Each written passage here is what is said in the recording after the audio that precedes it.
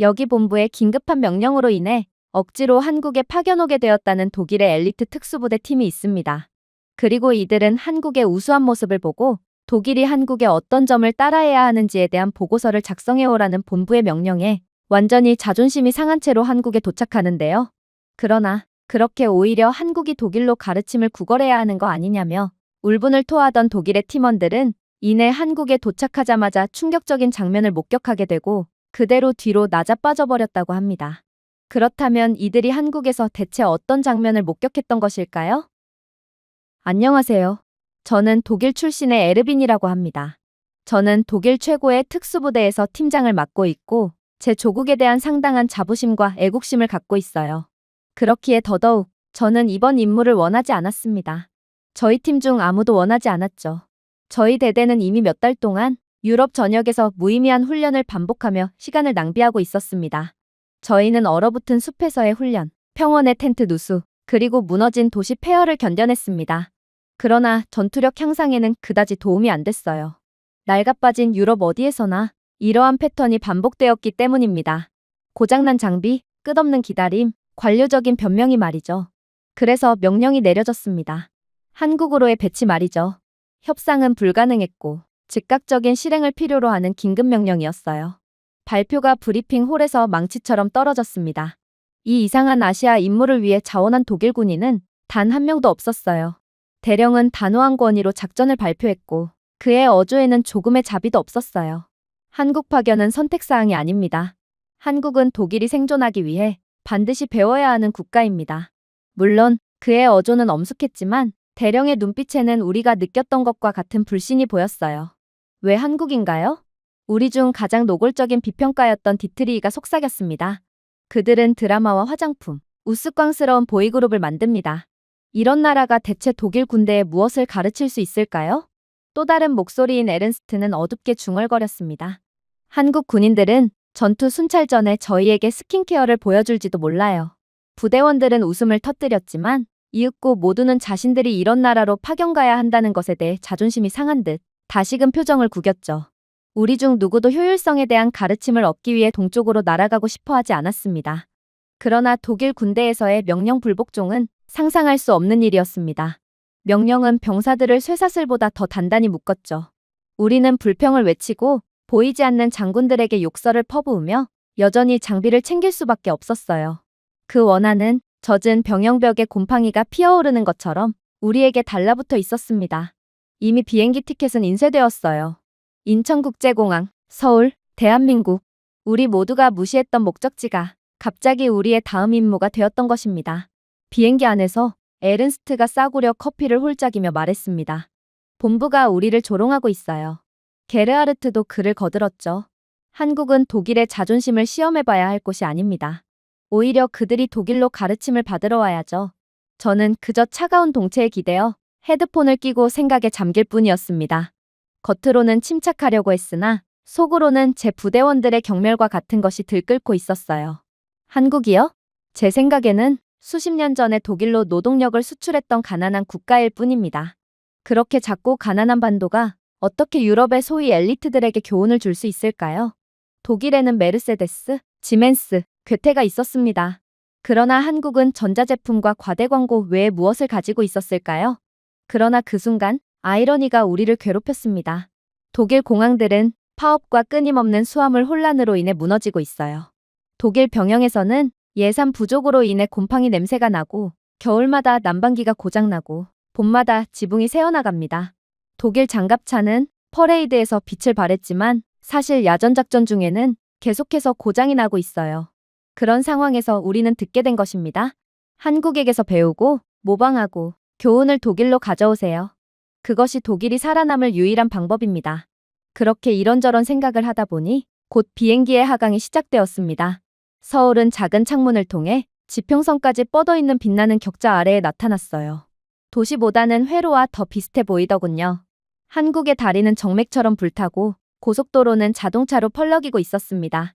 하지만 우리 중 누구도 그것을 존경하지 않았죠. 이것은 현실이 아니라 광고처럼 보이네. 그들의 도시가 이렇게나 잘 돌아가고 있다고? 라고 게르하르트는 비웃었습니다. 한국은 그저 외국인들에게 선진국 인척을 하기 위해 관광명소에만 인프라를 설치했겠지. 라고 디트리이는 팔짱을 끼고 덧붙였습니다. 바퀴가 인천의 활주로에 부딪혔을 때 비행기 내부는 고요함으로 가득 찼습니다. 환호도 없고 안도감도 없고 저희 모두는 그저 꽉 조이고 주먹을 쥐었을 뿐이었어요. 우리는 호기심을 쫓는 관광객이 아니라 명령을 쫓아 강제로 한국에 온 죄수였어요. 인천국제공항에 오신 것을 환영합니다. 라고 한국인 기장이 인터폰을 통해 말했지만 모든 것을 삐딱하게 바라보고 있던 저희 팀에게 그의 정중한 어조는 또 다른 모욕처럼 느껴질 뿐이었어요. 그렇게 우리는 회의감을 품은 채 비행기에서 내려왔고 부츠는 분노로 질질 끌렸습니다. 마늘 냄새가 나는군. 에른스트가 콧구멍을 극적으로 꼬집으며 투덜거렸습니다. 나는 이미 프랑크푸르트의 오염된 공기가 그리워. 한국에서 뭔가를 배워오라는 건 정말 멍청한 명령이야. 팀은 웃음을 터뜨렸지만 씁쓸함은 여전히 우리의 목에 가득 차 있었습니다. 아무리 유럽 경제가 휘청이고 있다고 해도 도대체 어떻게 유럽의 중심인 독일이 한국에 배워와야 하는 지경에까지 이르렀을까요? 그때 첫 번째 놀라움이 찾아왔습니다. 인천공항 터미널 입장을 알리는 슬라이딩 도어가 열리자 놀랍도록 깔끔하고 세련된 모습만이 펼쳐져 있었거든요. 에른스트는 한국공항은 분명 세련된 것처럼 보이지만 아마도 관광객들을 위해 보여주기식으로 구축해둔 기형적인 공항일 뿐이야. 라고 덧붙였지만 저희 모두는 뭔가 상황이 잘못 돌아가고 있다는 것을 직감했습니다. 터미널은 조용했지만 역설적으로 움직임이 가득했거든요. 줄은 마찰없이 순식간에 움직였는데 승객들은 입국 심사대를 3초 만에 통과했기 때문입니다. 당황한 안내 방송도 혼란스럽고 지저분하고 느려터진 모습도 전혀 없었어요. 이 모습에 게르하르트는 눈살을 찌푸렸습니다. 소음과 혼란은 대체 어디에 있지? 고장난 에스컬레이터는 대체 어디에 있냐고? 아무도 대답하지 않았습니다. 침묵이 충분한 증거였죠. 독일에서는 공항이 규율없는 전쟁터처럼 느껴지곤 합니다. 공항 직원의 공격적인 신문, 끝없이 늘어선 줄, 아날로그적인 서류 작성, 그리고 최악의 혼란이 펼쳐져 있죠. 프랑크푸르트와 미네는 단 한 가지, 지연 신기록을 세우며 경쟁하고 있어요. 그런데 여기 한국에서요? 한국이 자체 기술로 개발한 키오스크가 즉시 우리를 인식하여 녹색 섬광으로 입장을 승인하더군요. 끝없는 줄도, 의심스럽고 무례한 눈빛도, 좌절감으로 이어지는 열악한 시스템도 없었습니다. 벌써 끝났다고? 10분도 안 기다렸는데? 디트리이가 속삭였습니다. 고향에서는 입국 심사가 터무니없는 신문, 공격적인 의심, 그리고 제대로 작동하지 않는 장비를 의미하지만 여기 한국에서는 아무 이유 없이 불만을 쏟고 있는 저희가 불만을 다시 생각해낼 시간조차 주지 않았던 것입니다. 우리는 마치 한국의 효율성 자체가 우리를 조롱하는 것처럼 느껴졌어요. 군인들은 통제력을 잃는 것을 싫어하지만 한국은 분명 우리의 예상을 아득히 뛰어넘어 버렸거든요. 그렇게 우리는 비겁한 변명을 중얼거릴 뿐이었죠. 여기는 공항일 뿐이야. 현실 생활이 이렇게 순탄한 적은 없어. 분명 한국은 보여주기식 사기 인프라를 구축해 놓은 것일 뿐일 테지. 하지만 우리의 이론에 즉시 결함이 나타났어요. 우리 앞에 있는 한국인 노부부가 여행 가방을 떨어뜨렸습니다. 그런데 우리가 반응하기도 전에 2명의 한국 직원이 몇 초 만에 가방을 주워주는 것은 물론 그들을 위해 짐을 들어주며 함께 이동해 주기까지 하더군요. 혼란도, 지연도, 고함도 없었어요. 우리의 이론은 침묵 속에서 무너졌고 저희 모두의 자존심은 떨어진 여행 가방처럼 가라앉아 버렸습니다. 그렇게 우리는 터미널 깊숙이 들어가게 됩니다. 그러나 불편함만 더욱 커질 뿐이었어요. 에스컬레이터가 고장난 곳 없이 모두가 정상적으로 운영되고 있었고 조명이 조금의 전력 불안정 없이 작동하며 공항 곳곳의 청소 로봇들은 조용히 바닥을 미끄러지듯 지나갔습니다. 공항이라기보다는 살아있는 유기체처럼 보였죠. 게르하르트는 중얼거렸습니다. 이건 지나치게 시스템화된 느낌이야. 어쩌면 한국은 진짜 혼란을 숨기고 있는 것이 아닐까? 하지만 그가 화장실을 테스트했을 때도 한국은 그런 그의 의심을 비웃어버릴 뿐이었어요. 자동문이 열리고 비데가 빛나며 터치리스 수도꼭지와 비누 디스펜서가 완벽하게 작동했습니다. 독일에서는 이러한 공공장소의 화장실조차 전부 돈을 지불해야 해요.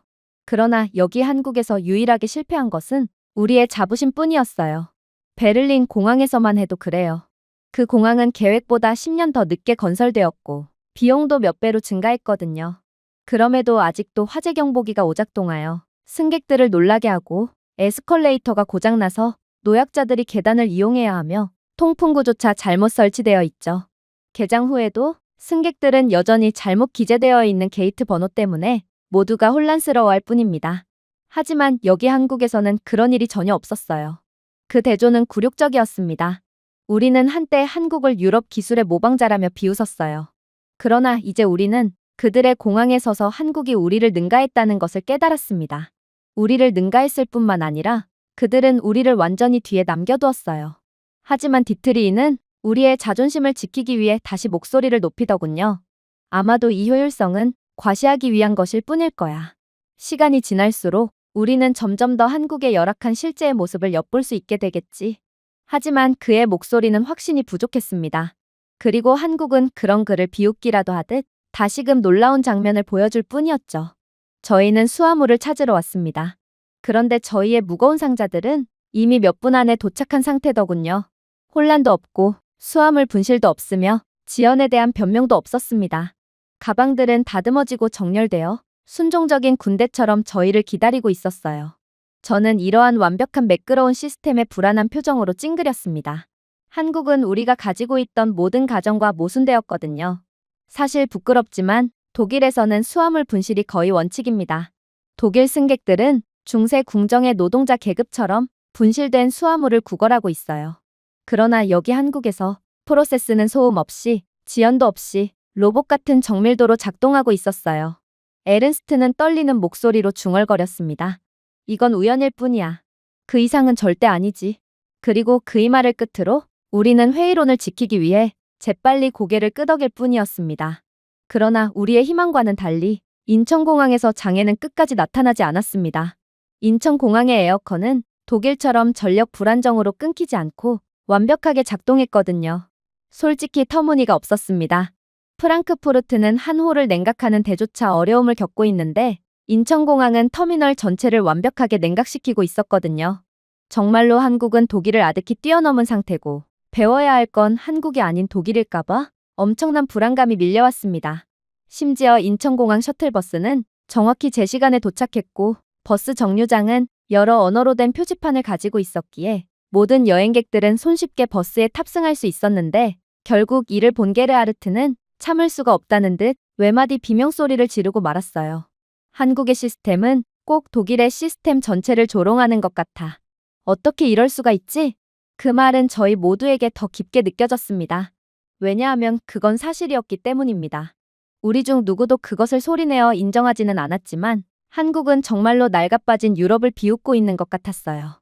우리는 경멸로 가득 찬 채로 한국에 왔지만 이미 그 기반은 사정없이 흔들리고 있는 것입니다. 그렇게 배정된 숙소로 가는 버스 안에서 마침내 침묵이 불만을 대신했습니다.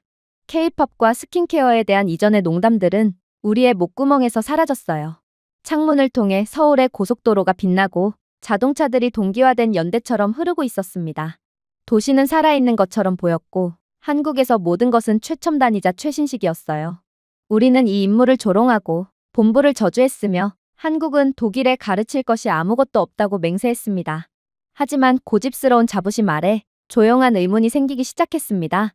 독일이 정말 한국에 배울 점이 있다면 어떨까요? 한국이 옳았다면 어떻게 반응해야 할까요? 버스가 도시로 더 깊이 굴러갈 때 그 생각이 저를 괴롭혔습니다. 우리는 혼란과 거짓을 기대하며 한국에 왔습니다.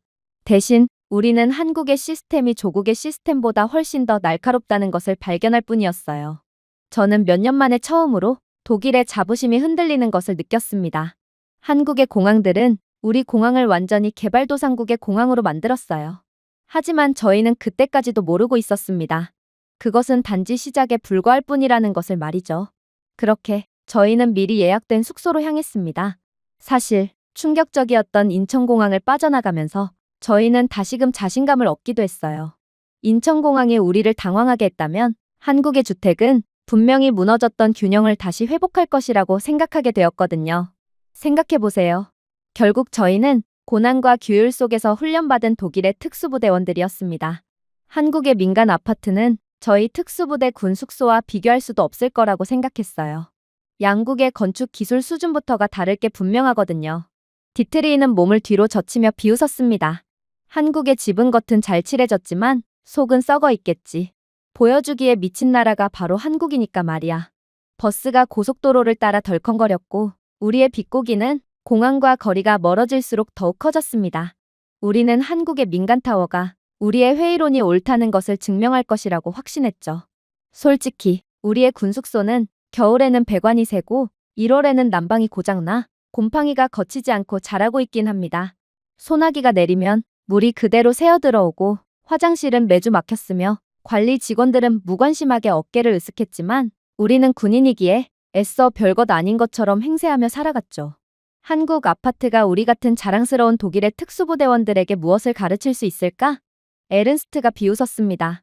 우리 모두는 민간 건물이 군사 질서에 맞설 수는 없고 애초에 한국은 역사 깊은 건축 기술을 자랑하는 독일 건축을 절대로 따라올 수 없을 거라고 확신하며 고개를 끄덕였습니다. 그러나 버스가 주거 지역으로 도달했을 때 저희 모두는 완전히 합주기가 되어버렸어요. 아파트 단지는 콘크리트와 유리로 이루어진 조용한 연대처럼 우리 앞에 솟아올라 있었거든요. 그것들은 독일에서 흔히 볼 수 있는 혼란스러운 스택이나 비뚤어진 구조물이 아니었습니다.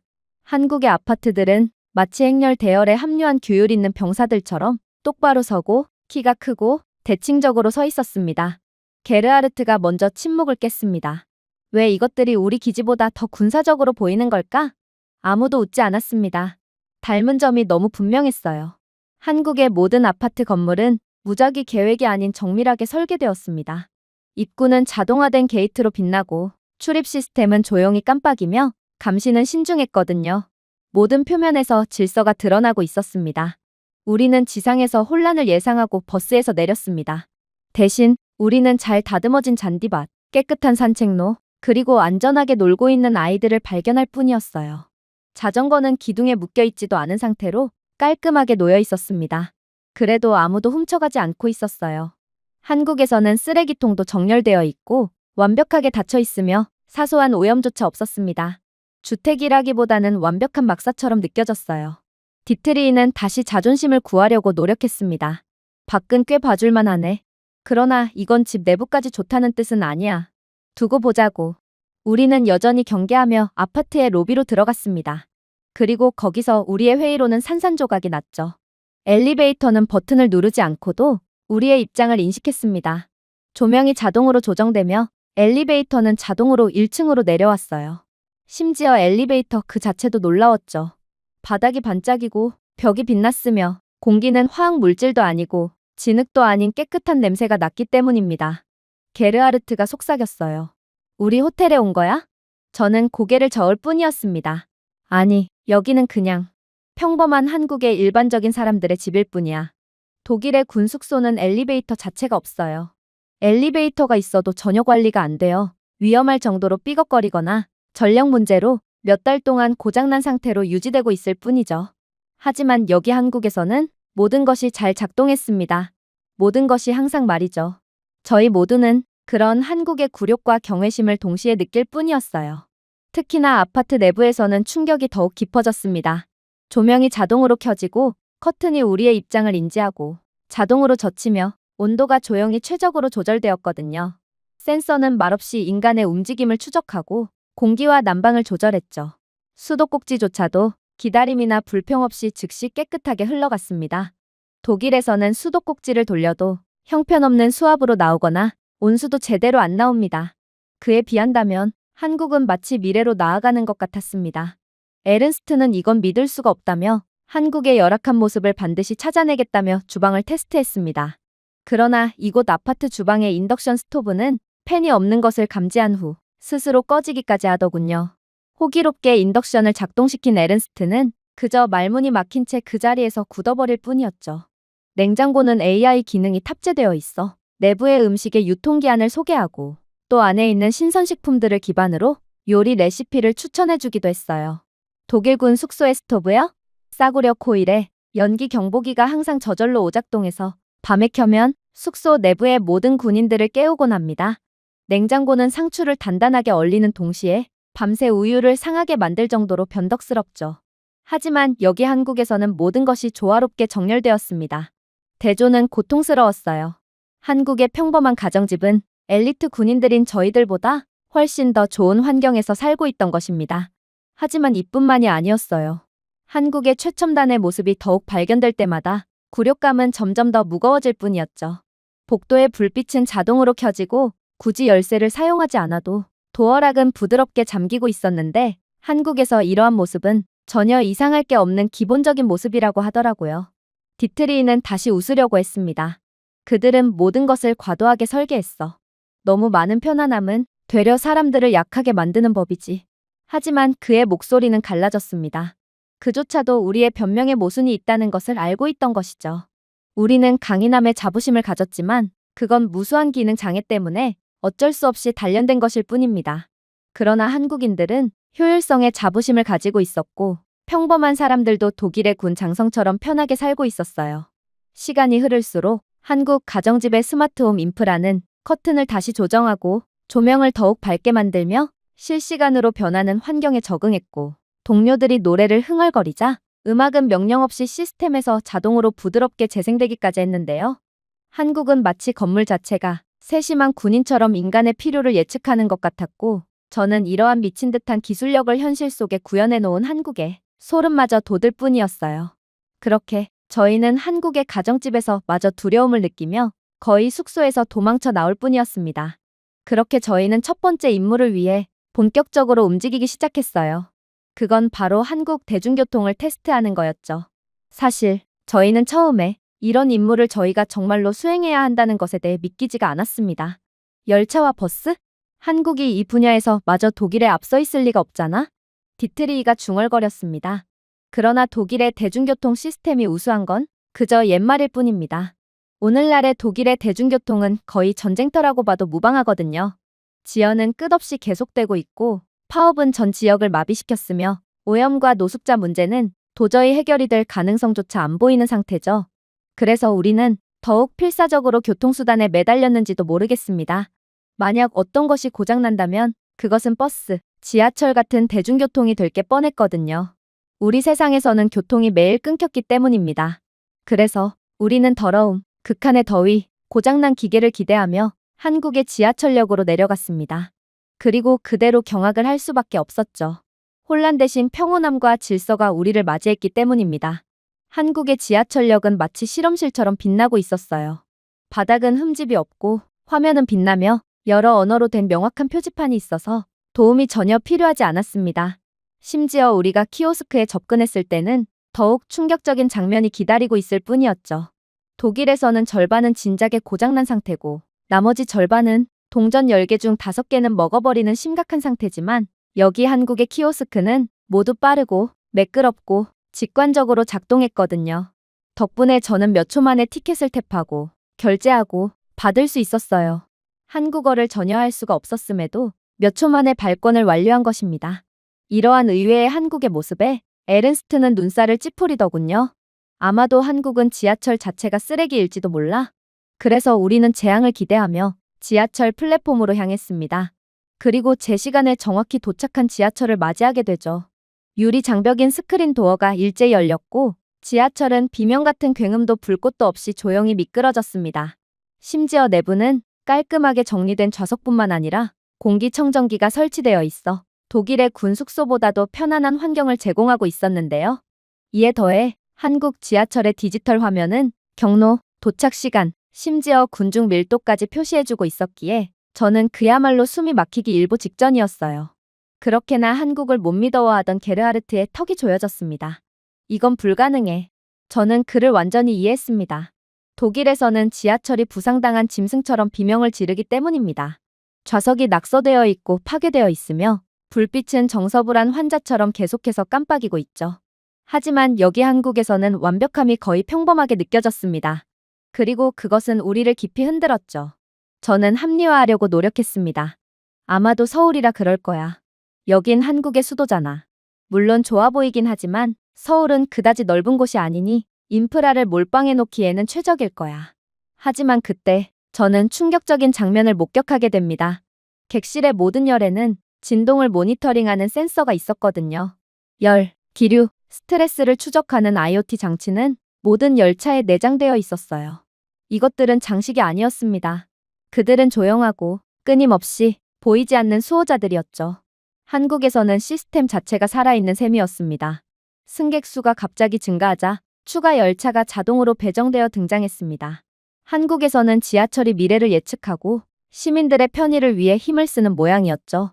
그래서 서울은 유동인구가 상당히 많음에도 이곳 지하철은 그러한 무지막지한 유동인구에 비한다면 나름 최적의 상태를 유지할 수 있는 거였어요. 한국의 최첨단 기술력이 그것을 가능하게 했던 것이죠. 저희는 놀란 마음을 애써 달래며 이번에는 버스를 테스트했습니다.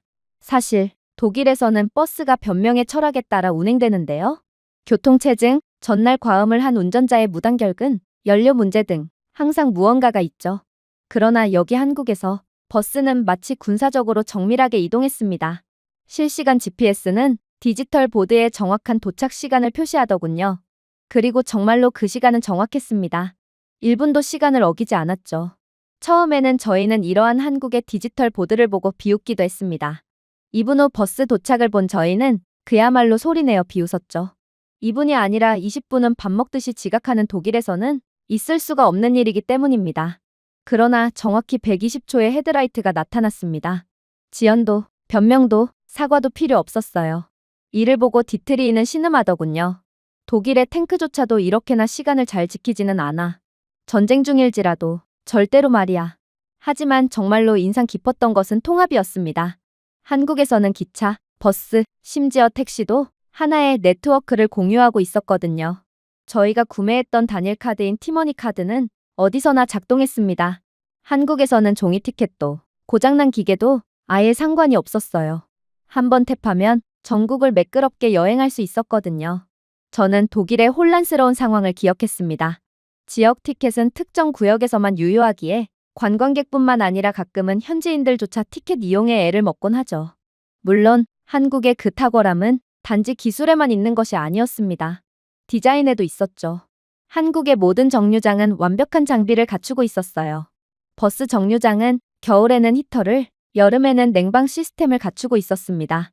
USB 충전기, 와이파이, 공기청정기까지. 독일에서는 운이 좋다면 버스 정류장에 벤치가 있지만 한국은 버스를 기다리면서 거의 호텔 방에서 푹 쉬며 대기할 수 있었던 것입니다. 한국은 단순한 교통수단이 아니라 편안함, 효율성, 존엄성까지 완벽하게 구축한 것이죠. 그러나 이러한 놀라움도 잠시 저희는 뭔가 이상한 점을 발견하게 됩니다. 그건 바로 서울의 인당 차량 대수는 세계 최고 수준으로 높은데 한국의 도로만큼은 그러한 악명에 비한다면 너무나도 원활하고 평온했기 때문이에요.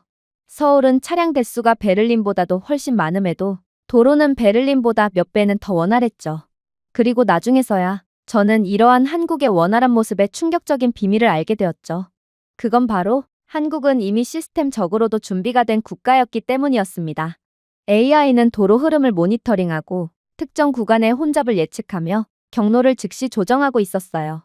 만약 한 노선이 혼잡해지면 열차가 자동으로 추가 운행되었습니다. 사고가 발생하면 버스가 실시간으로 경로를 변경하도록 유도했죠. 이러한 무지막지한 기술력에 게르하르트는 경악을 하며 속삭였습니다. 어떻게 민간 시스템이 군대보다도 훨씬 체계적인 시스템으로 최적으로 사회를 유지할 수가 있는 거지? 그의 목소리에는 경외심과 두려움이 담겨 있었습니다. 한국은 독일 군대조차도 이루지 못한 것을 당연하다는 듯이 해내고 있었기 때문입니다. 최고의 훈련보다 더 똑똑하고 빠르며 신뢰할 수 있는 네트워크였죠. 하지만 대체 한국은 이 복잡한 사회 시스템을 언제 다 구현해냈을까요? 모든 센서가 시스템과 통신하고 모든 버스, 기차, 그리고 역에서 데이터를 주고받으며 AI는 패턴을 학습하고 필요를 예측하게끔 하려면 엄청난 시간과 비용이 들 게 분명합니다. 그래서 디트리히는 마지막 변명을 시도했어요. 이런 사회를 구축하려면 비용이 터무니없이 많이 들 것이 분명해. 유지 관리가 아예 불가능할 거야. 하지만 저는 조용히 고개를 저을 뿐이었습니다. 아니, 효율성은 비용을 절감할 수 있어. 문제를 예측하면 재난을 예방할 수 있지. 고장 전에 고치는 것이 고장 후에 고치는 것보다 저렴하다는 거야. 그러니 한국이 독일보다 훨씬 저렴하고도 진보적으로 사회를 유지하고 있다고 볼 수 있지. 수리에 수십억 달러를 낭비하는 독일과는 달리 한국은 예방을 통해 수십억 달러를 절약할 수 있었습니다. 그리고 이제 한국의 우수함을 인지하게 된 저희는 이러한 전 세계에서 오직 한국만이 구축한 시스템에 대해 더 알아보고 싶다는 생각이 들었어요. 그래서 한국의 지휘본부를 찾아가게 되었죠. 그렇게 이동하면서 우리는 독일에 있는 우리의 지휘소를 기억했습니다. 지도, 라디오, 스크린으로 가득 찬 어두운 방에서 정부 관계자들의 짖는 명령에 의해 사회가 통제되죠. 첨단적인 기술 따위는 찾아볼 수 없어요. 그런데 그렇게 찾아간 서울의 재난관리센터에서 저희는 즉시 경악을 할 수밖에 없었습니다. 스크린에는 실시간 지도, 날씨, 교통, 심지어 에너지 사용량까지 줄지어 표시되고 있었는데 군인이 아닌 민간인들이 차분히 앉아 데이터를 분석하고 시스템을 조정하고 있었거든요. 한국에서는 고함도, 혼란도 필요 없고 그저 최첨단의 효율성으로 모든 것을 통제할 수 있는 모양이었습니다. 한 한국인 센터 관리자가 지진 경보 네트워크를 보여주더군요. 깊은 지하에 묻힌 센서들은 몇 초마다 진동을 읽고 있었어요. 지진이 발생하면 시스템은 3초 이내에 알림을 보내고 동시에 기차는 자동으로 멈추고 가스 밸브는 닫히며 엘리베이터는 가장 가까운 층에서 멈추도록 설계되어 있었어요. 명령이 자동으로 하달되며 시간이 지체될 필요 자체가 없었고 그저 AI로 구축된 자동 시스템 자체가 결정하며 세계에서 가장 빠르게 대응할 수 있었죠. 에른스트는 이제 거의 기절 직전이었어요. 독일에서는 무엇을 할지 결정하기 전에 항상 회의를 열곤 해. 재난이 닥쳐와도 회의를 하느라 명령은 뒤늦게 하달되지. 그러나 여기서는 시스템이 우리가 생각하기 전에 작동하고 있어. 기술력이 생명을 구하고 있다고. 간단했습니다. 한국이 구축한 시스템은 가히 천재적이었어요. 하지만 한국인들은 뭐 이 정도 가지고 놀라냐는 듯 더욱 경악스러운 시스템을 보여주기 시작했습니다. 그건 바로 홍수 조절 시스템이었어요. 서울 아래의 거대한 터널들이 실시간으로 강우량을 모니터링하고 있었어요. AI는 어떤 게이트를 열고 어떤 게이트를 펌핑하여 활성화할지 계산했죠. 인간의 느린 상황 판단 때문에 지체될 염려가 없었습니다. 한국에서는 센서, 알고리즘, 그리고 조용한 기계적 실행을 통해 도로가 범람하기 전에 물을 어디로 옮길지 전부 정해지고 실행되고 있었어요. 이게 바로 한국이 전국에 구축한 최첨단 자동화 대응 시스템이었던 것입니다. 게르하르트는 중얼거릴 뿐이었습니다. 우리 부대 지하실은 매년 봄마다 홍수가 나고 있어. 우리는 양동이를 든 병사들을 보낼 뿐이지. 그런데 한국은 대체 어떤 수준의 시스템을 구축해 두었단 말이야? 한국 엔지니어는 친절하게 웃으며 말했습니다. 한국인에게 양동이는 너무 느려요. 우리는 성질이 급한 사람들이라 자동화를 선호하죠. 그의 말투는 부드러웠지만 모욕은 칼날처럼 베는 것 같았습니다. 우리는 적어도 눈에 보이는 혼란을 예상했어요. 하지만 한국은 교통, 소방, 경찰, 보건 등 모든 부서가 연결되어 있었습니다. 한 화면에는 구급차가 실시간으로 움직이는 모습이 표시되었습니다. 이미 환자 수용 능력을 알고 있는 병원들과 직접적으로 연결되어 있었어요. 한 병원이 가득 차면 환자를 실은 구급차는 자동으로 경로를 변경했죠. 경찰관이나 구급대원이 결정할 필요가 없었습니다. 그러므로 지연 없이 목숨을 살릴 수 있죠. 그때 깨달았습니다. 이곳은 단순한 민간센터가 아니었습니다. 잠을 자지 않고 당황하지도 않는 살아있는 뇌 그 자체였죠. 저는 그저 한국인 직원들을 주의 깊게 지켜볼 뿐이었어요. 아무도 소리치지 않고 있었어요. 아무도 책상을 두드리지 않았죠. 아무도 명령을 내리지 않았습니다. 대신 데이터가 흐르고 시스템이 반응하며 직원들이 부드럽게 안내할 뿐이었죠. 에른스트는 거의 혼잣말처럼 속삭였습니다. 우리는 수년간 병사들을 훈련시켜 규율을 만들고 있어. 그런데 한국은 그저 컴퓨터 한 대로 이를 달성해버렸어. 그의 목소리는 비꼬는 것이 아니라 경외심을 담고 있었습니다. 한국이 우수하다는 진실은 부인할 수 없었기 때문입니다. 그때 화면에 모의 화재가 발생했습니다. 즉시 대피 경로에서 신호등이 녹색으로 바뀌었어요. 버스는 사람들의 이동을 돕기 위해 경로를 변경했고 병원들이 병상을 정리하고 소방관들이 출동했습니다. 모두 자동으로 이루어졌어요. 아무도 소리치지 않았고 그저 도시 자체가 위기 상황에 살아있는 유기체처럼 반응했습니다. 디트리히는 창백한 얼굴로 돌아앉았습니다. 이건 우리의 군대 지휘 체계보다 더 똑똑하잖아. 어떻게 이럴 수가. 그는 과장하지 않았습니다. 한국의 시스템은 사람들을 대체하는 것이 아니라 시민들에게 더 나은 삶을 증폭시키고 있었어요. 독일의 지휘와 긴급 대응은 두려움과 강압, 그리고 위계질서 위에 세워졌지만 한국은 조용하고 정확하며 모든 층에 내재되어 있었어요. 그게 한국과 독일의 결정적인 차이였죠. 저는 이런 한국의 모습에 그저 혼잣말로 속삭일 뿐이었습니다. 한국은 장군이 필요하지 않아. 그들의 도시 자체가 장군이니까 말이야. 그것은 지금까지 가장 겸손한 진실이었습니다. 그렇게 저희는 완전히 체면이 구겨진 채 다시금 이동했습니다. 저희는 한국의 식품 물류를 테스트하러 가고 있었어요. 다른 건 몰라도 한국은 분명히 식품 물류만큼은 실패할 거라고 생각했습니다. 한국은 애초에 산업국가이므로 농산물을 제대로 보급하기에 최악 수준으로 불리하거든요. 에른스트도 미소를 지었습니다. 베를린에서는 슈퍼마켓이 매주 문을 닫고 있어. 물류가 부족하기도 하고 어쩌면 파업 때문일 수도 있지. 아마 베를린이 이 지경이니 한국은 더 하겠지. 게르하르트도 동의했어요.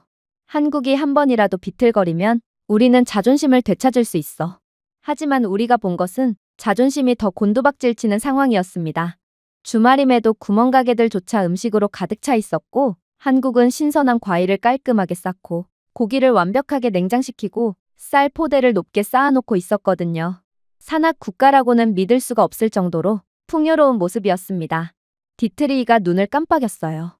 이건 말도 안 돼. 한국은 그들의 운명조차 초월했단 말이야? 저는 거의 넋이 나간 채로 한국 물류 담당자에게 한국은 어떻게 식품이 관리되고 있는지 물었습니다. 그는 거의 아무렇지 않게 간단하게 설명하더군요. 글쎄요. 한국에는 식품 공급이 부족한 건 맞지만 우리는 그러한 한계를 효율성과 기술로 극복했어요. 센서는 창고, 트럭, 심지어 냉장고까지 추적하고 있고 한 곳이 부족하면 다른 곳이 즉시 공급을 보내고 있거든요. 저는 말문이 막히고 말았어요. 독일에서는 신선식품인 토마토를 주문하면 2주 이상은 기다려야 합니다. 여기 한국에서는 2시간 만에 신선식품 배송이 완료됩니다. 지난 수요를 기반으로 예측 배송을 실시하고 있었거든요. 저는 문득 제 부대를 떠올렸어요. 국가 필수시설인 군대에서조차 배달이 늦어지고 음식이 상하고 군인들은 배가 고파 아우성이죠. 우리는 그것을 훈련이라고 부르지만 실제로는 그냥 끔찍한 실패일 뿐이었습니다.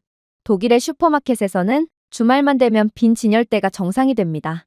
우유가 다 떨어지고 계란이 사라지고 나쁜 냉장 보관으로 고기가 상하죠. 그리고 변명은 항상 따르죠. 날씨가 안 좋다. 교통이 안 좋다. 노동인원들이 파업했다. 일을 개선할 예산이 없다 등 실제적인 해결책을 내는 사람은 아무도 없습니다. 그러나 한국에서는 변명은 없고 해결책만 있었습니다. 우리는 시장에서 트럭이 하역하는 모습을 지켜보았어요. 각 상자에는 QR코드가 부착되어 있더군요. 즉시 스캔되어 전국적으로 데이터가 업데이트되었습니다. 상자 하나가 손상되면 시스템이 즉시 플래그를 지정했습니다. 기다림도, 추측도, 질병 확산도 없죠.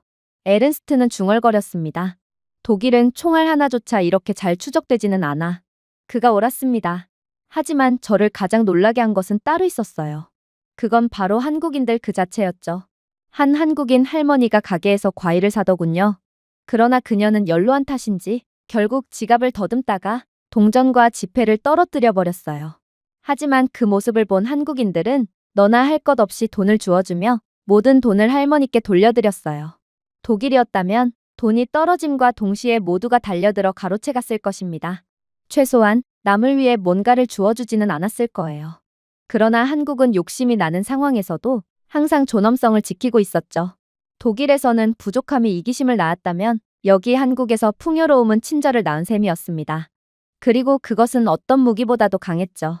나중에 저희는 한국의 식품 물류 허브를 방문했습니다. 내부에서는 컨베이어 벨트가 시계 태엽처럼 윙윙거리더군요.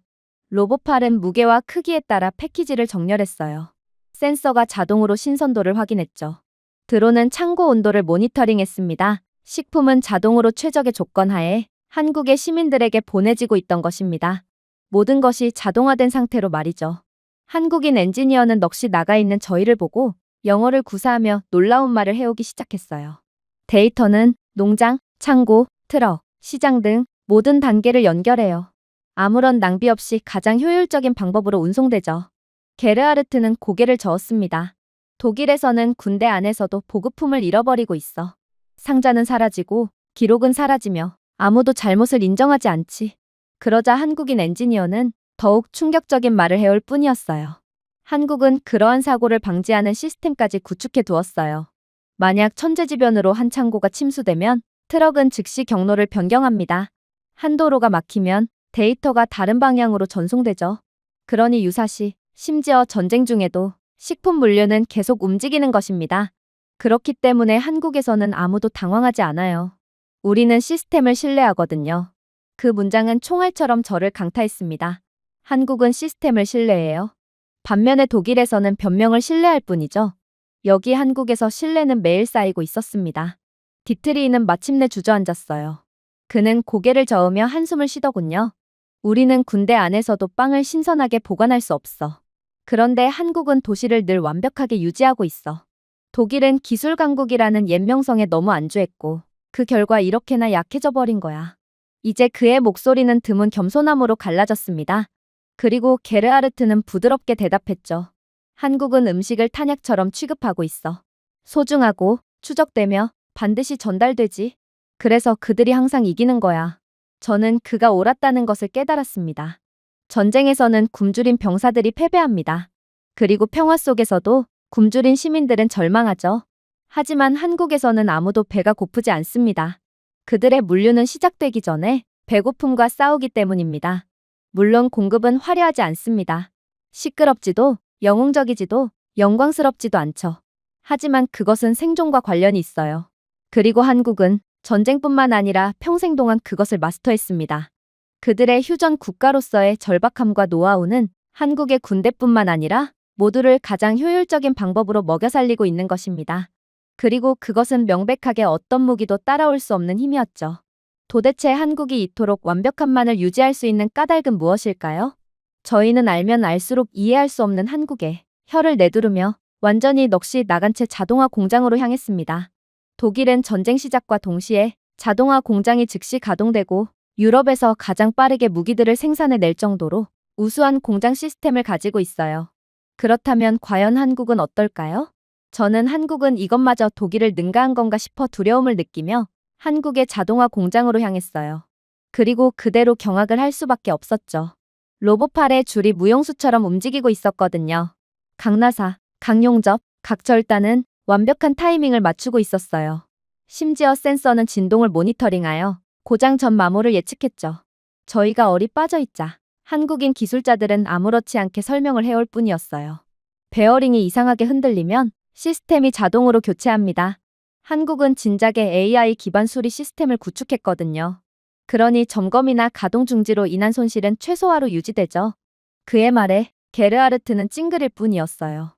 맙소사, 이건 독일에서도 구축할 엄두조차 못 내는 기술이야. 그때 깨달았습니다. 한국 기계들은 고장을 거부하지 않았어요. 한국의 기계들은 애초부터 고장을 예상하고 나서 그것을 방지하도록 설계되었죠. 이들의 모든 키오스크, 모든 엘리베이터, 모든 로봇은 작은 센서를 가지고 있었습니다. 온도, 진동, 사용량, 스트레스 등 모든 것이 자동적으로 기록되었죠. 그리고 AI는 패턴을 분석하여 고장나기 전에 문제를 예측했습니다. 그래서 독일 및 유럽 국가들과는 달리 어떠한 가동 중지나 고장 없이 24시간 연중무휴로 가동되는 거였어요. 마침내 이러한 과정을 통해 만들어진 한국의 엘리베이터를 테스트했을 때는 그 충격이 배가 되었죠. 베를린에서는 엘리베이터가 관으로 사용됩니다. 때로는 아래로 내려가라는 명령을 거부하고 상승하고 승객을 가둔 채 전원이 꺼지는 경우도 많죠. 하지만 여기 한국에서는 엘리베이터 문이 조용히 열렸고 센서가 승객 수를 즉시 세었습니다.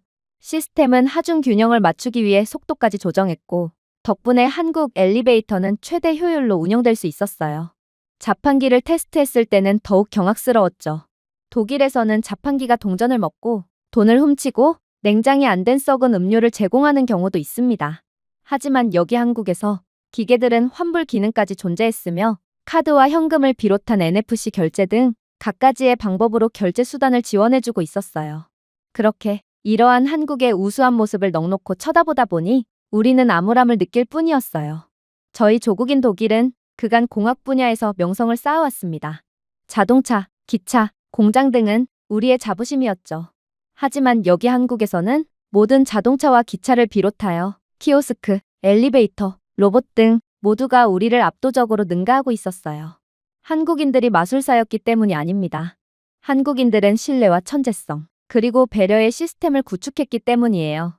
그렇게 저희 모두는 아마도 한국에서 열악한 모습을 찾는 건 거의 불가능에 가깝고 저희는 한국에서 독일을 구원할 가르침만을 한 트럭 얻고 조국에 돌아가게 될 거라는 확신에 찬 생각을 하게 될 뿐이었습니다.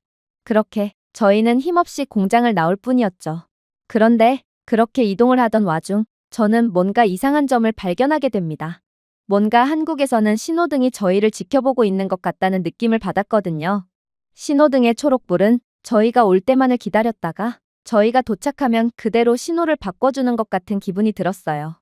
그리고 세 번째나 횡단보도에 도착하자마자 신호등 불빛이 바뀌자 저는 이 의심은 확신이 됨을 느꼈죠. 그래서 저는 지나가는 한국인 행인을 붙잡고 한국에는 신호등조차 눈이 달린 거냐며 거의 따져묻게 되었습니다. 그러자 이 한국인은 유창한 영어를 구사하며 놀라운 대답을 해오더군요. 신호등 근처의 교통카메라를 좀 보세요. 이 카메라는 대기 중인 보행자를 세고 있어요. 물론 한국은 중국처럼 사생활 보호가 아예 안 되는 국가가 아니므로 카메라는 얼굴이 아닌 실루엣만 인식하고 그게 사람임을 인지하죠. 그리고 일정량의 사람들이 모이면 소프트웨어가 다른 도로의 교통 상황을 비교하고 자동으로 청신호를 켜주는 거예요. 지금은 도로에 차들도 많이 없으니 당신이 횡단보도에 도착했을 때마다 신호등이 바뀐 것이죠. 또 횡단보도가 일찍 비워지거나 길을 건너는 사람이 없을 경우 신호등 대기 시간은 짧아져 차량은 더욱 빠르게 통과할 수 있어요. 한국에서는 너무나도 당연한 스마트 시스템이죠. 저는 그저 넋이 나갈 뿐이었습니다. 한국에서는 어떤 경찰관도 보행자를 질책할 필요가 없었어요. 센서는 자동으로 수요를 모니터링했습니다. 그리고 소프트웨어는 자동으로 최적의 명령을 내렸죠. 그렇게 얼이 빠진 채 걷다가 디트리이는 20m마다 배치된 색상으로 구분된 쓰레기통을 가리키더군요. 저게 대체 뭐야? 이건 말이 안 돼. 한국은 평범한 거리에 쓰레기통마저 IoT 기능이 탑재되어 있었습니다. 쓰레기통이 가득 차면 자동으로 당국의 수거 알람을 보냄과 동시에 쓰레기 자동 압축 기능까지 있어서 최적의 효율을 자랑하고 있었죠. 물론 한국인들은 절대로 길거리에 쓰레기를 무단으로 투기하지 않았기에 거리에는 쓰레기와 소변 자국은커녕 냄새와 해충조차 전혀 보이지 않았습니다. 그야말로 완벽한 도시 위생이었죠. 그러다 저희는 얼마 안 가 고장난 가로등을 수리하고 있는 작업자들을 발견했어요. 독일에서는 고장난 인프라가 수년째 방치되는 게 기본이기에 저는 호기심에 그들에게 번역 앱을 건네봤죠. 이 가로등은 고장난 지 얼마나 되었나요? 그러자 한국인 작업자는 충격적인 답변을 건네오더군요. 고장난 지 얼마나 되었냐니? 그게 무슨 소리죠? 이 가로등은 10분 전에 고장났어요. 가로등이 자꾸만 깜빡여서 신고가 들어왔거든요. 아니, 그저 깜빡이는 것만으로도 즉각적인 수리가 가능하다고요? 저는 그에게 더욱 많은 것들을 질문하게 되었는데 그의 대답은 그야말로 경악 그 자체였습니다. 한국에서는 시민 앱을 통해 주민들이 고장난 램프나 위험한 포트홀을 신고할 수 있고 이 고장도 한국의 시민들에 의해 신고가 접수된 거라고 했거든요. 한국의 시민들은 그저 앱을 켜고 사진을 찍고 보내기를 한번 누르면 10분 만에 문제가 해결되는 거였어요. 티켓 번호가 공개 진행 상태와 함께 즉시 나타났기에 처리 상황도 실시간으로 확인할 수 있죠. 그래서 한국은 늘 흠집 하나 없는 사회 모습을 유지하고 있을 수 있던 거였습니다. 디트리이는 그저 멍하니 서서 이럴 수는 없다는 말만을 반복할 뿐이었어요. 그러나 그 누구도 그를 위한 위로를 건네줄 수는 없었죠. 우리 모두가 그와 똑같은 상태였거든요.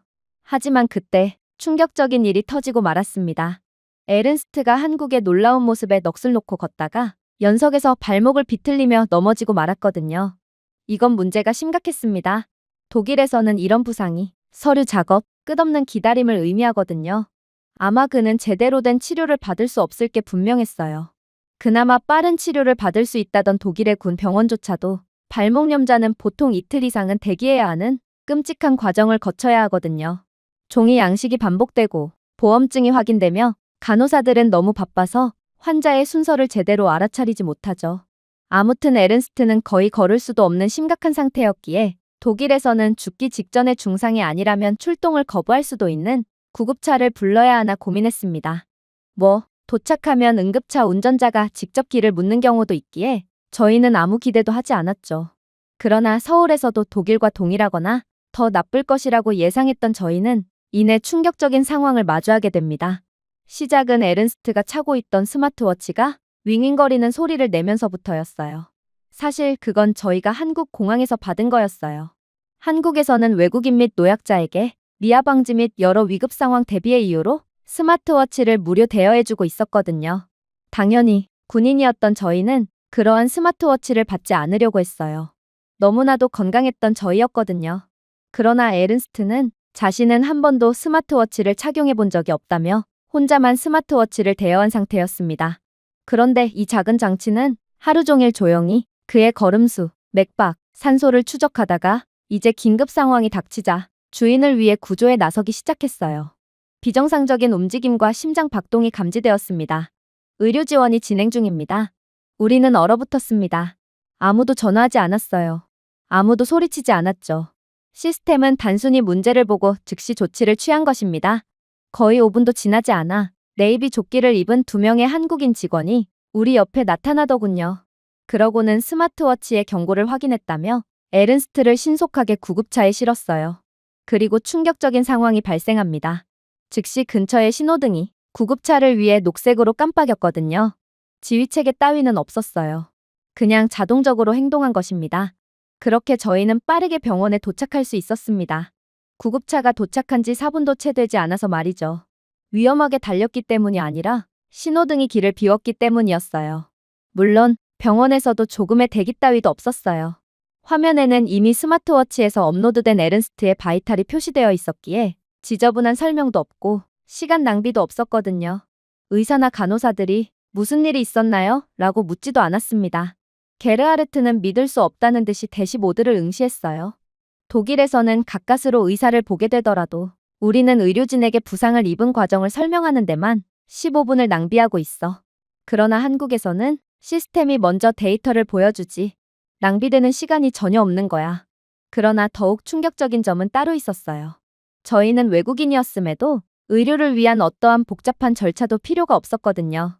종이 양식 대신 스캐너가 에른스트의 스마트워치에 등록된 정보와 신분증을 읽어주었어요. 즉시 알레르기, 병력, 그리고 오늘의 부상 보고서와 함께 디지털 프로필이 열렸습니다. 독일에서는 그 단계만으로도 몇 시간이 걸리지만 한국에서는 몇 초만이 소요되었어요. 그리고 휴대용 스캐너가 에른스트의 뼈에 실시간 이미지를 표시했죠. 몇 초 후 3D 모델이 화면에 나타났습니다. 인대, 뼈, 부종이 색상으로 표시되어 있었어요. 의사는 한번 두드린 후 진단을 확인했습니다. 심각한 염자네요. 리세 골절 가능성도 배제할 수 없어요. 믿을 수가 없었습니다. 독일에서는 엑스레이 촬영을 위해 서류 작업, 기술자, 때로는 다른 건물로의 이동이 필요해요. 시간 낭비와 결과 지연, 곳곳에서 잘못된 의사소통이 거의 필연적이죠. 그러나 한국에서 스캔은 3초 만에 즉시 이루어졌습니다. 덕분에 치료는 믿을 수 없을 정도로 빨리 이루어졌어요. 로봇 디스펜서가 침대 옆에서 딸깍 소리를 냈고 그것은 에른스트의 부은 발목에 딱 맞는 냉각랩을 만들었거든요. 랩은 부드럽게 부풀어 올랐으며 압력을 측정하는 센서가 있어서 너무 세게 눌리지 않고 에른스트의 치료를 도왔어요. 에른스트는 이제야 안도의 한숨을 내쉬었습니다. 독일에서는 이러한 치료는 비닐봉지에 담긴 얼음을 테이프로 묶는 구식적인 방법을 의미했지만 여기 한국에서는 편안함을 가장한 정밀한 과학이었거든요. 그러나 더욱 충격적이었던 점은 따로 있었어요. 그건 바로 약국이었죠. 저희는 줄을 서지 않고 심술궂은 약사를 기다릴 필요도 없었어요. 우리는 그저 키오스크로 걸어가서 에른스트의 스마트워치를 스캔했고 즉각적으로 처방전이 나타났거든요. 몇 초 만에 미리 포장된 약이 담긴 서랍이 열렸습니다. 독일어, 영어, 한국어로 자동으로 인쇄된 지침서를 받은 저희는 번역된 설명서임에도 명확하고 간단하며 실수가 없다는 점을 보고 그저 혀를 내두를 뿐이었죠. 저희는 어떻게 한국은 모든 과정을 디지털로 처리하고도 오류가 전혀 없을 수 있냐고 물어봤습니다. 그러자 한국인 약사는 영어를 구사하며 친절하게 설명해 주더군요. 모든 알약팩에는 코드가 있어요. 그리고 시스템은 알약을 제조하기 전에 처방전을 코드와 교차 확인하죠. 일치하지 않으면 서랍이 열리지 않아요. 그러니 실수나 오류 자체가 불가능한 거죠. 아마 한국은 몇 년 내로 약국조차 무인으로 운영될 수도 있어요. 한국은 이미 그럴 수 있는 기술력을 갖추게 되었거든요. 하지만 한국의 진정한 천재적인 모습은 따로 있었어요. 그렇게 치료를 마친 뒤 에른스트의 스마트워치는 알람을 울렸는데 그가 무리하게 걸으려고 할 때면 부드럽게 주의를 주었거든요. 붓기가 증가했습니다. 운동을 삼가주세요. 이건 단순한 치료가 아니라 지속적인 의료 공급 라인이었습니다. 마치 고장이 재발하기 전에 작은 부품을 조정하여 매일 모니터링하는 한국의 AI 자동수리 시스템이 탑재된 기계들처럼 한국은 사람들마저 이렇듯 지속적으로 케어해주고 있었습니다. 그렇게 저희는 밤하늘을 바라보며 조용히 이야기를 나눴습니다. 에른스트는 스마트워치의 지침대로 이동하니 이젠 통증이 한결 나아진 듯 보이더군요. 결국 우리는 한국이 단순히 속도뿐만 아니라 성견지명도 익혔다는 것을 깨달았습니다. 한국에서 병원은 단지 도움을 구걸해야 하는 건물이 아니었어요. 그것들은 살아 숨쉬는 시스템, 즉 네트워크였습니다. 그리고 저희는 이런 한국에서 살 수 있는 한국인들이 너무 부러워져 거의 미칠 지경이었죠. 그러나 저희에겐 다른 문제가 남아 있었습니다. 그건 바로 지금은 완전히 한밤중이 되었다는 거였죠.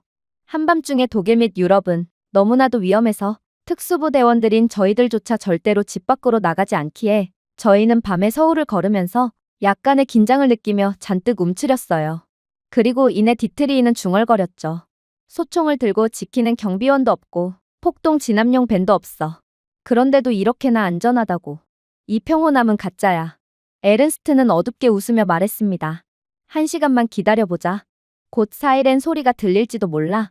하지만 아무리 시간이 지나도 아무 일도 일어나지 않았습니다. 그럴수록 우리는 더 열심히 찾았습니다. 고향인 독일에서는 어두워진 후 지하철역이 전쟁터로 변해버려요. 술주정뱅이들이 소리치고 지갑을 훔치고 아무것도 아닌 일로 싸움을 벌입니다. 그러나 여기 한국에서 지하철역들은 밝게 빛나고 깨끗하며 이상하게도 평온함을 유지했습니다. 아이들이 있는 가족들마저도 한밤중에 안전하게 산책했어요. 여성들은 두려움 없이 혼자 걸었고 무선 이어폰을 착용하고 휴대폰을 꺼내어 보면서 이동했습니다. 단 하나의 호신용 무기도 보이지 않았음에도 완벽하게 안전을 느끼는 것 같았어요. 경비원이 째려보지도 개가 으르렁거리는 것도 군인이 차갑게 쳐다보는 것도 없습니다. 그저 모든 것이 나처럼 평화로웠어요. 디트리히는 찡그렸습니다. 부자연스러운 느낌이야. 이해할 수가 없어. 그러나 이 평화는 진짜였어요. 도대체 이해가 안 갔습니다. 도대체 한국인들은 어떻게 이런 사회를 구축했을까요? 저는 아무런 위험도 없다는 듯 혼자서 골목길에 들어가려고 하는 한국인 여성을 붙잡고 물어봤습니다. 그러자 그녀는 놀라운 대답을 건네더군요. 글쎄요. 한국에는 원래 범죄가 없기도 하지만 이미 인프라 자체가 범죄를 완벽하게 대비하고 있거든요. 가로등만 해도 그래요. 한국의 가로등은 평범하지 않거든요. 가로등은 움직임에 따라 밝기를 자동으로 조절하는 스마트 가로등이며 누군가 너무 오래 머무르면 불빛이 더 밝아지며 애초에 범죄 가능성 자체를 차단하고 있거든요. 카메라도 그냥 카메라가 아니에요. 그것들은 작고 사방에 흩어져 있어서 사각지대 자체가 없죠. 심지어 카메라에 내장된 AI는 이상 징후를 즉시 감지하고 중앙허브로 해당 영상이 즉각적으로 전송되어 뛰고, 숨고, 싸우는 패턴 등의 이상 행동은 즉시 포착되어 당국의 즉각적인 출동을 보장하는데 도대체 어떤 바보가 위험한 행동을 하겠어요? 저희는 그저 실소를 터뜨릴 뿐이었습니다. 독일에서 대형 CCTV 카메라는 마치 협박 트로피처럼 걸려있지만 카메라는 애초에 고장난 상태라는 것을 모르는 독일인들은 없거든요. 물론 그림자로 가득 찬 독일의 어두운 골목길은 도둑과 소매치기에게 안성맞춤이죠. 그리고 경찰들은 폭력이 발생하는 주요 골목만 쏙 빼놓고 지루하고 게으르게 순찰을 돌 뿐입니다. 독일에서 국가는 보호를 약속했지만 극장만을 제공했을 뿐이었어요. 그러나 한국은 차원이 달랐던 거였죠. 심지어 저희는 한국의 공원 근처에서 또 다른 충격적인 장면을 목격했습니다. 벤치에는 작은 SOS 버튼이 있었거든요. 이 버튼을 누르면 위치와 카메라 피드가 즉시 경찰에 전달됩니다. 이게 바로 한국이 범죄를 애초에 원천 차단할 수 있었던 비결이었죠. 심지어 한국의 탁월함은 기술뿐만이 아니었습니다. 그것은 공동체였죠. 유리창 너머로 보이는 한국의 카페에서는 한국인들이 테이블에 휴대폰과 노트북을 그냥 두고 화장실에 다녀오곤 했는데 그럼에도 다른 한국인들은 오직 자신의 물건만 만질 뿐 덩그러니 놓여진 귀중품들은 그저 주인이 돌아올 때까지 그대로 남아 있었거든요. 그저 모든 것이 평화롭고 흠잡을 데 없이 완벽했습니다. 그렇게 늦은 밤, 저희는 다시 아파트 로비로 돌아왔어요. 경비원도, 소총도, 으르렁거리는 개도 없었죠. 문 앞에 디지털 패널만 있었어요. 주민들은 카드를 두드리거나 휴대폰을 스캔했고, 손님들은 비디오 인터콤을 통해 위층으로 전화를 걸었습니다. 스마트 사물함에서 패키지가 대기했고, 사물함이 꽉 차서 그대로 앞에 놓인 소포함도 도둑 맞지 않은 채로 그대로 있었어요. 독일에서는 경비원들이 신분증 확인을 위해 사람들에게 소리치지만 여기 한국에서 시민들은 세상에서 가장 평화롭고 안전하게 집으로 걸어가고 있었어요. 그렇게 저희는 숙소 내부에 들어가자마자 암울한 생각에 잠길 뿐이었습니다. 한국에서 안전은 빛, 센서, 투명성, 그리고 문화에서 비롯되었습니다. 무기가 필요 없었죠. 두려움이 기반이 아니라 신뢰가 기반이었기에 모든 치안이 완벽하게 돌아가고 있었어요. 그리고 곧 우리는 굴욕적인 사실을 깨달았어요. 이 민간인들은 독일의 군대보다 더 많은 규율과 보안을 갖추고 살고 있다는 거였습니다. 도대체 한국은 이것을 어떻게 만들었을까요? 전쟁의 상처를 입은 작은 나라가 어떻게 한때 자신들을 도와줬던 나라들마저 뛰어넘을 수 있었을까요? 디트리히가 먼저 질문을 던졌고 그의 목소리는 평소보다 조용해졌습니다. 한국은 도대체 어떻게 한 걸까? 이건 하루아침에 나타난 수준이 아니야. 그리고 조금 조사해보니 한국은 생각보다도 훨씬 놀라운 국가라는 것을 손쉽게 알 수 있었어요. 모든 기적은 전쟁으로 도시가 잿더미로 변한 후 시작되었습니다. 동일한 상황에 다른 국가들은 도움과 위로를 받았지만 한국인들은 맨손으로 재건하기 시작했어요. 남성들은 독일로 파견되어 광산에서 일했고 여성들은 역시나 독일 병원에서 일했죠. 그들의 임금은 학교와 공장을 짓기 위해 벽돌 하나하나가 되어 그대로 집으로 돌아갔습니다. 아이들은 촛불로 공부하고 부모는 휴식을 희생하며 이웃들은 배고픔을 나누었습니다.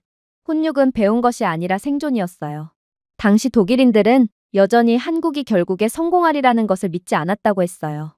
우리의 선배들은 한국의 노동자들이 아무리 일해봤자 다리가 뚝딱 건설되거나 완벽한 도로를 갖게 될 수는 없다며 한국을 조롱했다고 했죠. 그러나 분명 맞는 말이었지만 한국만큼은 달랐어요. 그들은 모두의 조롱 속에서도 절대로 멈추지 않았고 결국 모두 앞에서 완벽하게 증명하고 말았거든요. 수십 년간의 힘든 교훈 아래 지금 이들이 무엇을 만들어냈는지를 좀 보세요. 현재 수십 년 전 홍수로 폐허가 된 한국의 마을에서는 강을 따라 수로, 제방, 스마트 센서 등이 설치되어 완벽하게 대비가 된 것을 볼 수 있었습니다. 그리고 한국인 책임자는 이렇게 설명하더군요. 한 번의 홍수가 나면 우리는 같은 방식으로 재건하지 않습니다. 우리는 더 강하게 재건하여 그 문제가 반복되지 않도록 하죠. 간단해 보였지만 천재적이었습니다. 대부분의 국가는 위기의 상황에서도 교훈을 얻지 못하곤 하거든요. 심지어 우리는 교육에서도 그것을 발견했어요. 지진으로 피해를 입었던 한 학교에서 현재 아이들은 대피훈련, 기상경보, 안전 안내서를 보여주는 태블릿을 들고 교육을 받고 있었거든요. 그들의 학교는 대피소까지 설치되었고 체육관은 태양광으로 보강되었습니다. 그리고 이러한 교육 덕분에 한국의 아이들은 재난 상황을 두려워하지 않고 있더군요. 아이들은 그저 훈련을 게임으로 취급하며 웃었습니다. 한국에서는 수십 년 동안 이러한 대비가 반복되었기에 지금 완벽한 모습을 자랑하고 있던 거였습니다. 그리고 한국을 무시하며 이 나라에 도착했던 저희는 이제 한국을 완전히 부러워하게 되었죠. 솔직히 한국을 두려워하고 존경하게 되기까지 했습니다. 디트리히가 먼저 인정하며 목소리를 낮췄어요. 나는 이 나라가 취약하다고 생각했어. 그러나 이제 연약한 것은 바로 독일이었다는 것을 완벽하게 인지했지. 정말로 한국을 따라하지 않으면 독일은 끝이야. 에른스트는 그의 말에 동의했습니다. 한국은 위기에만 대응하지 않아. 그들은 이제 위기 자체도 완전히 정복해버렸고 위기가 닥쳐오기 전에 문제를 해결해버리지. 게르하르트는 어리 빠진 채 중얼거렸습니다. 한국의 민간인들은 독일의 엘리트 부대보다도 더 규율이 엄격해. 테이블 위에 덩그러니 놓여진 남의 귀중품을 절대로 훔쳐가지 않는다는 건 우리에게 아무리 교육시켜봤자 절대로 실천할 수 없을 거야. 저는 아무 말도 하지 않았지만 똑같은 불타는 진실을 느꼈습니다. 그리고 이런 완벽한 나라를 구축한 한국에 대한 무한한 존경심을 느끼며 독일로 돌아갈 뿐이었죠. 제가 준비해온 내용은 여기까지입니다. 끝까지 시청해주셔서 진심으로 감사드리며 여러분들의 구독과 좋아요, 알림 설정은 영상 제작에 큰 힘이 됩니다. 이상 세모튜브였습니다.